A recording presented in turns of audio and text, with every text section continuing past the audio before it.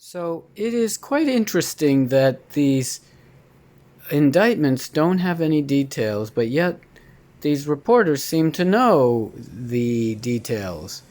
If it's the case that the indictment says promoter, somehow the reporters know the names of these people. Arda Sayiner is the promoter, according to the New York Times. The other one is this sole witness. We know their name too, right? Who is this Arda Sayiner? Do they even live here? Do they live in Brooklyn or in New York City? Where are they? I guess that's an interesting question, right? This is straight from the New York Times. Eric Adams, graft charges. So let's look up this person in the contributions database. Search Arda Sayiner, or however you say that, Sayiner. And this poor excuse for a search engine here. Nothing. Zero entries. Let's look up in the state one. Right? There should be some record of this person, right? Somewhere. Let's look. Oh, this is instantaneous. And it's not finding. It's finding some Ardnas, but not the combination. Or this poor guy, Arda Nazier, he's getting caught up in this search because his name he has the same first name. But there's none for this particular person, Sayiner, right? So let's also search the indictment itself. Do they ever mention the name Arda Sayiner? No, nothing. It's not in the indictment itself.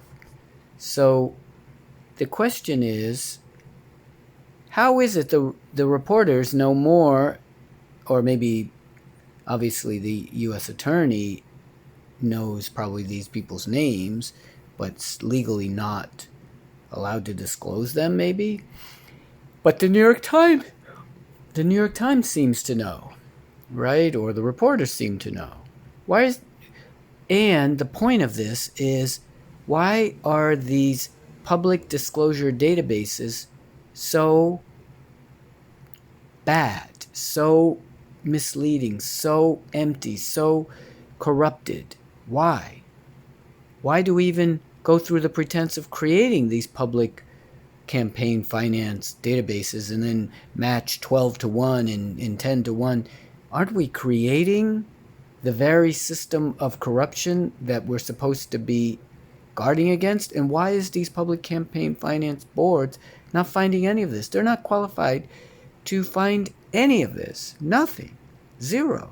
They basically get reports from the campaign. No campaign submits a report saying, this is fraud, I'm getting upgraded. And the lawyer for Eric Adams even said, upgrades are not required to be disclosed. Why are they not required to be disclosed?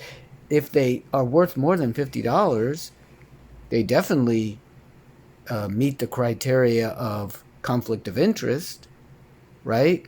Why doesn't the campaigns just make it very clear anything worth more than $50 or $25, whatever the number is, has to be disclosed? Whether it's an upgrade, whether it's in kind, whether it's this, whether it's that. We can hide things behind a lot of things.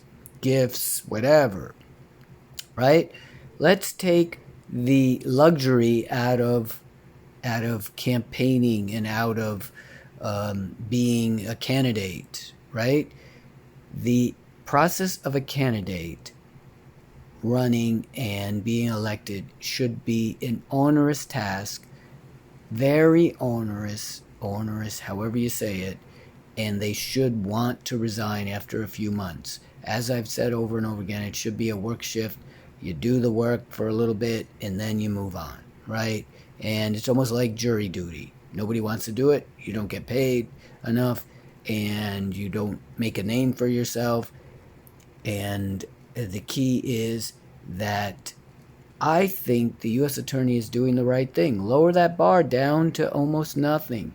You take $100, you went over the $50 limit, you're prosecuted. 45 years in jail, whatever it is, and then it'll stop. But the way we have it now, they're all kings and queens, and they think their budget, and ask them, how can you call it your budget? It's the taxpayer's budget, right? So the point of this is, where are these names? Arda Sayiner. How come he's not in here at all? Maybe we should take a step back and look at this campaign finance board and put competent people in there. There has to be people that understand databases, understand investigations, understand reports. People don't disclose